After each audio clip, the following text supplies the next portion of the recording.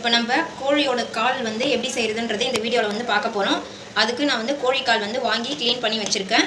இப்போது அதுக்கு தேவையான பொருட்களை வந்து எல்லாமே வந்து ரெடி பண்ணி வச்சுருக்கேன். ஒரு பெரிய சைஸ் வெங்காயம், 2 சின்ன தக்காளி, இஞ்சி பூண்டு பேஸ்ட்டு, அதுக்கப்புறம் வந்து கொத்தமல்லி. இப்போ நான் ஒரு கடாயில் வந்து 3 குழிக்கரண்டி வந்து எண்ணெய் ஊற்றி வச்சுருக்கேன்.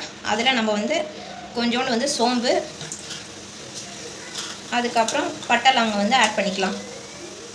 இப்போ அது வந்து பொரிஞ்சு வந்துடுச்சு. அதுக்கப்புறம் நம்ம வந்து இந்த வெங்காயத்தை போட்டு நல்லா வந்து பொன்னிறமாக வர வரைக்கும் வந்து வதக்கிக்கலாம்.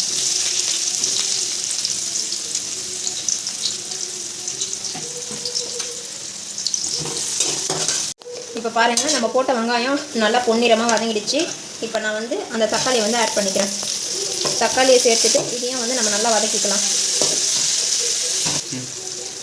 இப்போது தக்காளியும் நல்லா வதங்கிடுச்சு. நான் அரைச்சி வச்சுருந்தேன் இஞ்சி பூண்டு பேஸ்ட் வந்து ஆட் பண்ணிக்கலாம். ஆட் பண்ணி இதை பச்சை வாசனை போகிற வரைக்கும் வதக்கிக்கோங்க. இப்போது பச்சை வாசனை போகிற அளவுக்கு நம்ம வதக்கியாச்சு.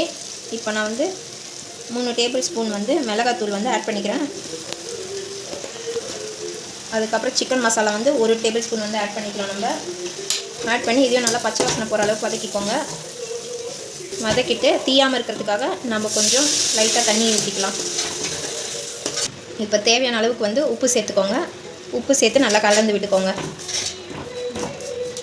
இப்போது நம்ம போடுற கால் வந்து நல்லா வதங்கணும். அதுக்காக நம்ம வந்து கொஞ்சோண்டு வந்து தண்ணி ஊற்றிக்கலாம்.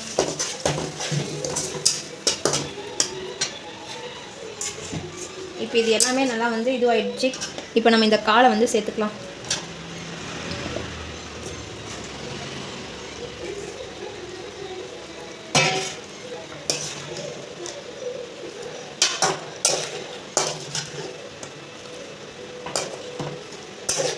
இப்போ இதை நான் வந்து நல்லா கலந்து வச்சுட்டேன். இப்போ இதை வந்து நல்லா வேகணும். அதனால் நம்ம வந்து மூடி நல்லா வேக வச்சுக்கலாம். வெந்ததுக்கப்புறம் நம்ம பார்க்கலாம் எப்படி இருக்குதுன்ட்டு. இப்போது நம்ம செஞ்ச கோழிக்கால் வந்து நல்லா வெந்துடுச்சு. இப்போ வந்து நான் கொத்தமல்லியை தூவி நல்லா வந்து கலந்து விட்டுக்கிறேன். அவ்வளோதான்.